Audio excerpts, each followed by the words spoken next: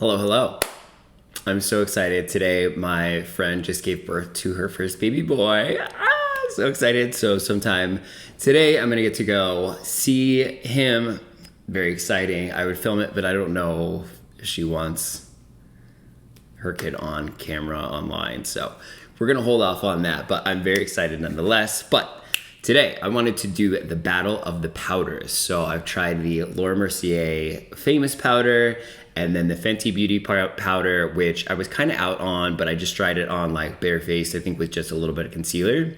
I have been trying it to set down like foundations and things like that in my other concealer technique where I kind of put it all over the face, and I've been liking it more. So we're gonna do a battle of the powders today. We're gonna do half of one side, half of the other, and we're gonna see throughout the day how it goes.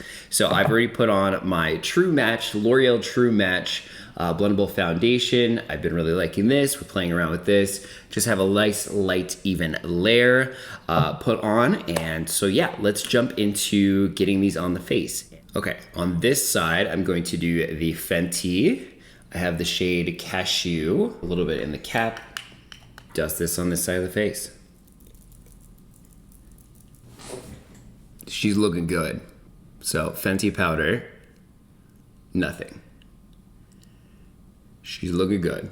I don't know, I have a ton of natural light coming in, so might be hard to tell, but let's get to the other side. I'm taking a paper towel and I'm going to dust off any excess powder. We're gonna use the same brush. We want the same application technique.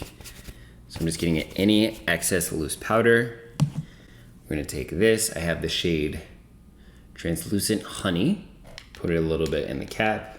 Take a little bit on the brush, tap it off. Ooh, she's dusty. She's dusty. Okay, so here's the Laura Mercier side. Right off the bat, I'm actually liking the Fenty powder a little bit better, which is shocking. I don't know, it just looks like better on the skin. The Laura Mercier seems like a little more matte, and like the Fenty seems like a little more creamier. That's why I think initially it looks better, but I feel like the Laura Mercier being more matte might stay in place longer. I guess we will just have to wait and see. So I'm gonna carry on with my day, couple Zoom meetings, emails, you guys know the drill. I will check back in and we'll see how it's going. My friend just had her baby, and so I'm on my way to go see him. I'm so excited. But just wanted to do a little bit of a check-in before I head to the hospital. It's been a few hours since I put this on. Here's where we're at. So this is the Laura Mercier side. And then this is the Fenty side. So definitely the Laura Mercier side has kept me a little bit more matte. I'm definitely a little oily on both sides, but the Laura Mercier has kept me a little bit more matte, and the Fenty powder is a little bit, it's not controlling the oils as well. So what I would recommend is, if you have drier skin, Fenty. If you have oilier skin, Laura Mercier. There you go.